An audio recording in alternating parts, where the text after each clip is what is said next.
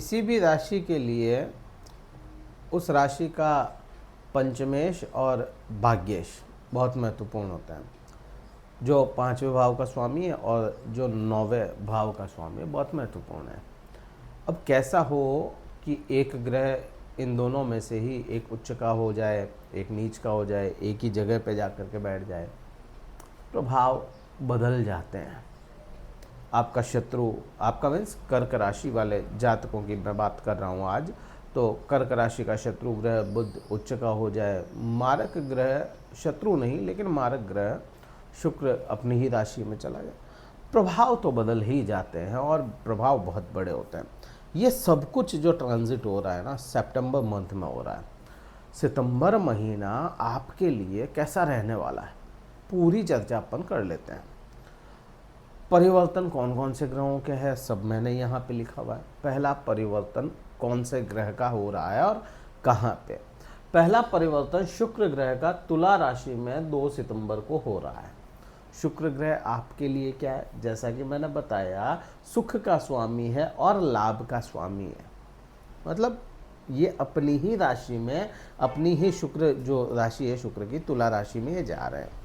अब यहाँ पे इनका जो प्रभाव होगा पर्सनली शुक्र ग्रह का ही, वो ये होगा कि 2 तारीख से ही आपके इस पूरे ही महीने में भौतिक सुखों का विस्तार होना शुरू होगा। आप अपने धन का कुछ पैसा अपने भौतिक सुखों पे लगाना शुरू कर दें।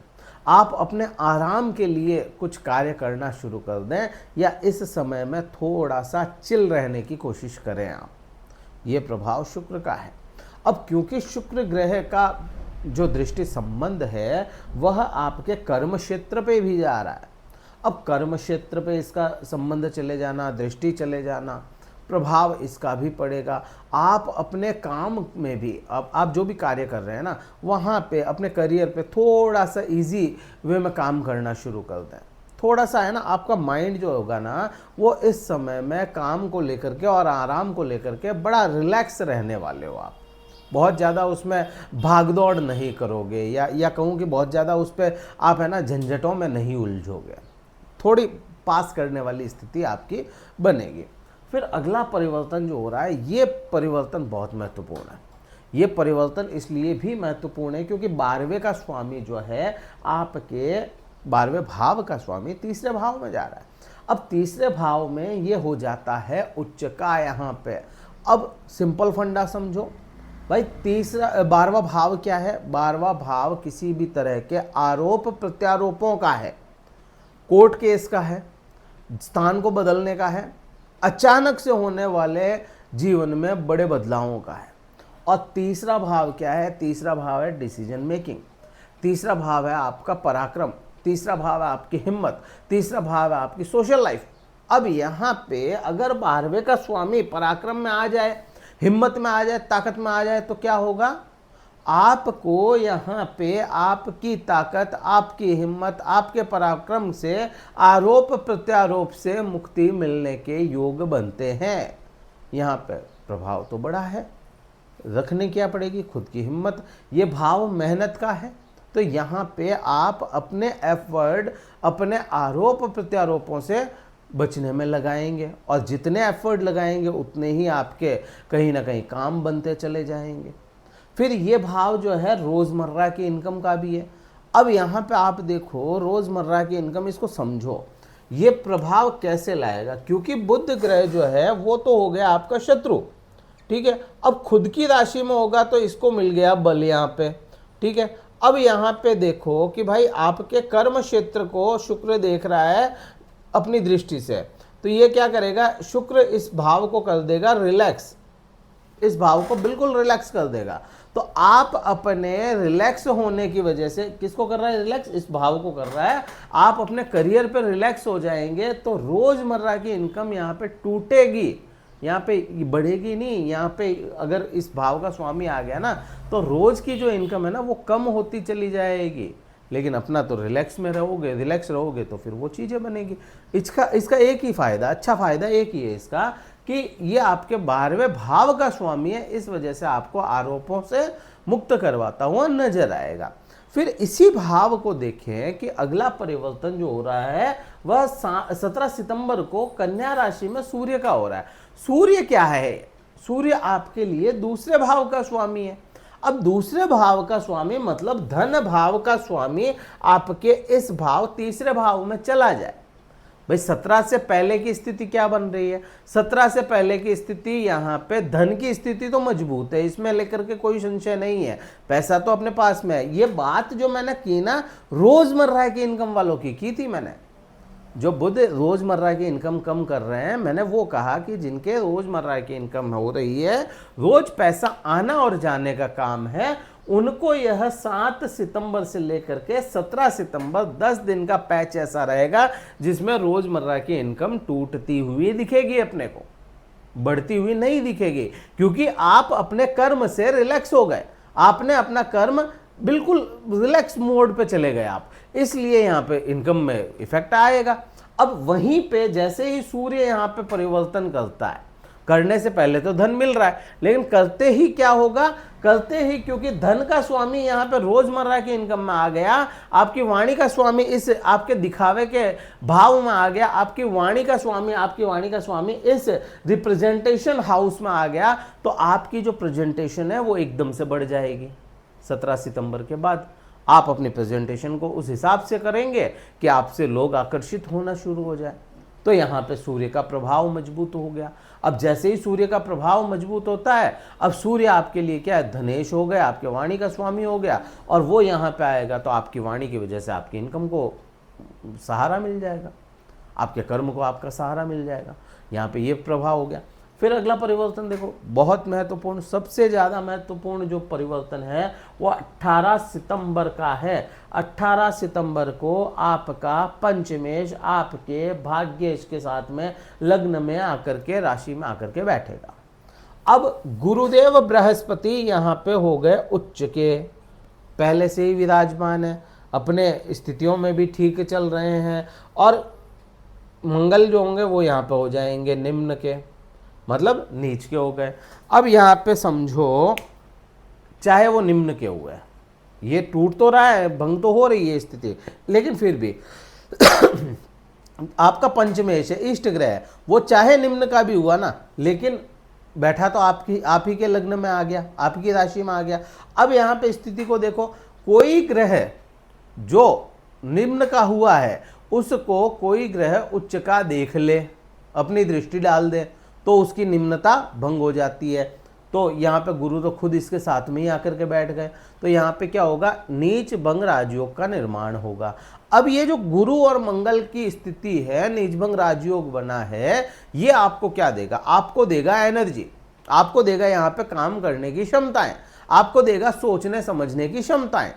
और गुरु जो है वो ज्ञान का कारक है, ऊर्जा और ज्ञान मर्ज हो रहे हैं, तो यहाँ पे आप बड़ी प्लानिंग करते हुए नजर आएंगे। किसी भी तरह की बड़ी प्लानिंग से आपके कहीं ना कहीं कार्यों में विस्तार होता चला जाएगा, सोचने समझने की क्षमताएं बिल्कुल बदल जाएगी, आउट ऑफ द बॉक्स सोचना शुरू कर देंगे। फिर यहाँ से ही इस मंगल के ही प्रभाव बड़े देखने को मिलेंगे, वो होंगे आपके शुक्र ग्रह जहाँ पे विराजमान है। 18 तारीख के बाद में भौतिक सुखों का विस्तार और बढ़ता हुआ नजर आएगा।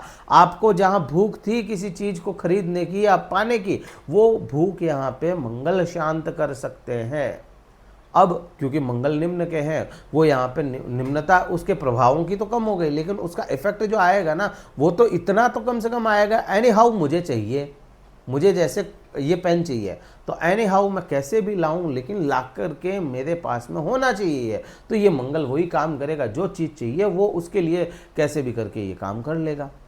ठीक है, फिर यहाँ से ही आप मंगल को देखोगे तो मंगल जो है आपको और क्या प्रभाव देगा? 7वीं दृष्टि डालता है यहाँ पे। जब नीचभंग राजयोग बनाया दो ग्रहों ने और 7वीं दृष्टि आपके 7वें भाव पे चली गई, तो यहाँ पे आपको अपने जो पार्टनर है उसका साथ मिलेगा। पार्टनर के साथ में किसी भी तरह का ईगो क्लैशेस हो रहे थे या किसी भी तरह का विवाद चल रहा था, वो विवाद संवाद में परिवर्तित हो जाएगा। संवाद होगा ना, तभी तो विवाद खत्म होगा। तो वो बन रहा है यहाँ पे। पति पत्नी के जो सुख हैं उसमें कोई प्रकार की कमी नहीं हो रही। 18 तारीख के बाद में तो और भी ज़्यादा अच्छे प्रभाव देखने को मिलेंगे। फिर इसी में अपन देखें कि भाई 7वां भाव क्या, व्यापार का भाव है। अब क्योंकि ये कर्म क्षेत्र को आपके रिलैक्स कर रहा है, लेकिन वहीं पे मंगल अपनी ऊर्जाएं डाल रहा है। जो लोग अपना व्यापार करते हैं, जिन लोगों का खुद का व्यापार है, उसमें यह वृद्धि डालेंगे गुरु और मंगल दोनों ही। 18 सितंबर के बाद व्यापार बढ़ता हुआ नजर आएगा। जब तक मंगल याद आएगा तब तक ये व्यापार में कहीं ना कहीं ग्रोथ ही दिखा रहा है। फिर यहाँ से देखो कि मंगल जो है अपनी दृष्टि कहाँ डालता है, आठवीं दृष्टि 8वें भाव पे। अब स्थिति को समझो, 8वें भाव में कौन बैठा है, राहु बैठा है, और किसके नक्षत्र में, धनिष्ठा नक्षत्र, मंगल के ही नक्षत्र में। अब जब जिस नक्षत्र में राहु बैठा है, अपनी स्थिति में कमजोर भी है, और वही नक्षत्र का स्वामी राहु को देख ले, तो क्या करेगा, क्या करेगा, यहाँ पे राहु को मजबूर करेगा कि तुम यहाँ पे प्रभाव अच्छे लाओगे। राहु रहस्यों के भाव में बैठा है, रहस्यों का राजा है, तो कहीं ना कहीं रहस्यों को दूर करेगा, और किसी भी तरह की डिप्रेशन और एंजाइटी की जो स्थिति थी उसको यह कम करता चला जाएगा। तो ये मेन प्रभाव हो गए। फिर यहाँ पे अपन बात करें शनिदेव की, तो 17 तारीख के बाद में शनिदेव के ठीक सामने कौन आकर के विराजमान हो गए, सूर्य। अब सूर्य और शनि की स्थिति को समझो। चाहे शनि और सूर्य की शत्रुता है, लेकिन सूर्य जो है अपनी दृष्टि जब शनि पे डालेंगे तो एज ए पुत्र शनिदेव को पिता का सम्मान करना ही पड़ेगा। और सूर्य जब अपनी दृष्टि इस पे डालते हैं, इस भाव पे डालते हैं, तो इस भाव में उजाला होना शुरू होता है। उजाला इन द सेंस कि 9वां भाव भाग्य का है, तो भाग्य का उजाला मिलना शुरू होता है। 9वां भाव धर्म का है, तो धर्म के प्रति आप कुछ यहाँ पे कार्य करने वाले बन जाते हैं। तो ये मेन मूल प्रभाव ये यहाँ पे अपने को देखने को मिल रहे हैं। क्या उपाय करोगे इस समय में? देखो कौन सा प्लैनेट प्रॉब्लम कर सकता है। सबसे पहली बात तो प्रॉब्लमेटिक प्लैनेट कौन सा है, राहु तो नहीं है, समझ में आ गया। शनि भी नहीं करेंगे इतना। इस समय में केवल और केवल बुध प्रॉब्लम कर सकता है और शुक्र प्रॉब्लम कर सकता है। अब आपके मन में जरूर आ जाएगा कि भाई ये अपनी राशि में है, ये अपनी राशि में है, तो प्रॉब्लम कैसे है। लेकिन यहाँ पे स्थिति को सिंपल सा समझो, जब तक सूर्य यहाँ पे नहीं आएगा तो बुध प्रॉब्लमेटिक है, और इस भाव पे किसी ऐसे ग्रह की दृष्टि ही नहीं है जो आपको बहुत ज़्यादा डायरेक्ट फेवर कर सके। हालांकि राहु की है, लेकिन राहु डायरेक्टली फेवर नहीं कर रहा है। वो मंगल के प्रभावों से आपको फेवर करेगा, डायरेक्ट फेवर नहीं कर रहा है। तो ये 2 प्लैनेट अपने को समझ में आते हैं। तो इस समय में भगवान गणेश की आराधना करना आपके लिए अच्छा रहेगा। इस समय में पेड़ पौधों की सेवा करना आपके लिए अच्छा रहेगा। और दूसरा, आपका जो पार्टनर है, चाहे आप स्त्री हो तो आपका पति, आप पुरुष हो तो आपकी पत्नी, एक दूसरे का सम्मान करना बहुत ज़रूरी है। एक दूसरे के साथ में संवाद करना बहुत ज़रूरी है। बैठो, बात करो, एक दूसरे के एक्सपीरियंस को आप शेयर करो। आज कैसा रहा, कल कैसा करना है, मतलब अच्छे से रहने की कोशिश करो। तो आपका शुक्र जो है इस भाव में बुरे परिणाम नहीं देगा, और जहाँ पे आप अपने कर्म क्षेत्र से बिल्कुल रिलैक्स हो गए, ढीले पड़ गए, वो स्थिति नहीं आएगी आपको। ये मेन प्रभाव है यहाँ पे, ठीक है। तो ये वीडियो कहीं ठीक लगे तो लाइक कर देना, शेयर कर देना, सब्सक्राइब कर देना चैनल को। और अगर इंग्लिश रिलेशन करवाना है, डिस्क्रिप्शन में कार्यालय नंबर है, व्हाट्सअप मैसेज करके अपना पेड कंसल्टेशन बुक करवा सकते हो। इस वीडियो में तो इतना ही था। जय हिंद, वंदे मातरम, भारत माता की जय।